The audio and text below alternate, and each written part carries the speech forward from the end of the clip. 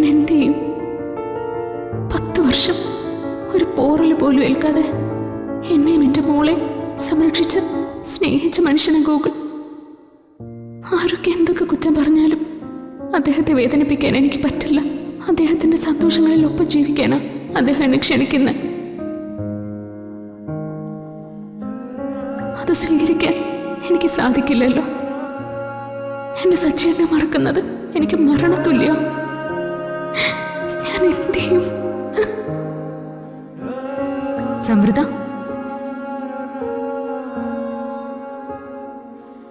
ഇത്തരം ഭ്രാന്തൻ ചിന്തകളൊക്കെ കളയേ.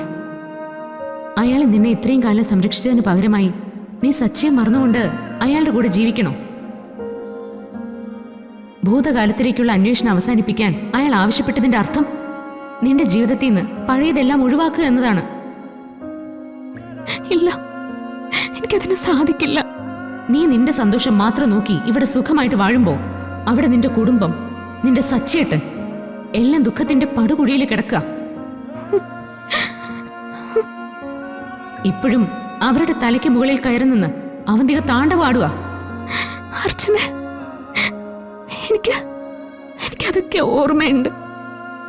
പക്ഷെ ഒരു തീരുമാനം എടുക്കാൻ സാധിക്കുന്നില്ല. ഇന്ന് വാടക വീട്ടില് അവരനുഭവിക്കുന്ന ഓരോ തുള്ളി കണ്ണീരിനും കാരണം ആ അവന്തികയാ. ആ ചതിക്കെതിരെ പോരാടേണ്ട നീയാ ഇവിടെ ഗോകുലിന്റെ സ്നേഹത്തിന് മുമ്പിൽ ഒളിച്ചിരിക്കാൻ ശ്രമിക്കുന്നത്. ഞാൻ എന്ത് ചെയ്യണമെന്നാ നീ പറയുന്നത്? ഗോകുലിന്റെ തകർച്ച നീ കണ്ടില്ലേ? ഞാൻ എന്തിനത് കാണണം? ഞാൻ സച്ചേട്ടനെ കുറിച്ച് മാത്രമേ ആലോചിക്കുന്നുള്ളൂ. ഗോകുലിനോട് ക്രൂരത കാട്ടാൻ എനിക്ക് കഴിയുന്നില്ല. വിഡ്ഢിത്തം പറയാതിരിക്കെ.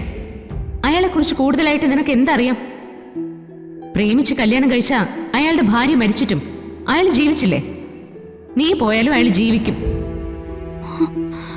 പക്ഷേ അർച്ചനയില്ലെങ്കിൽ സച്ചി ജീവിക്കില്ല. മതി, നിർത്ത്. എനിക്ക് മോളെയും ഗോകുലിനെ ഉപേക്ഷിക്കാൻ കഴിയില്ല.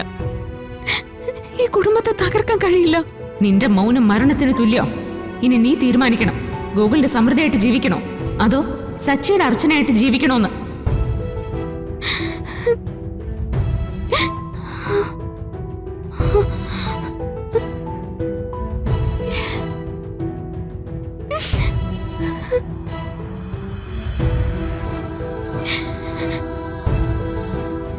രണ്ടുപേരും ഞാൻ കാരണം വേദനിക്കരുതെന്ന എന്റെ ആഗ്രഹം.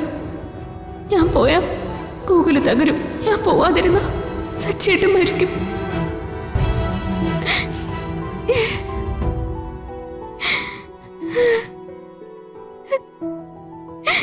ഈ ധർമ്മസങ്കടം ഞാൻ എങ്ങനെ മറികടക്കും എന്റെ ഈശ്വര?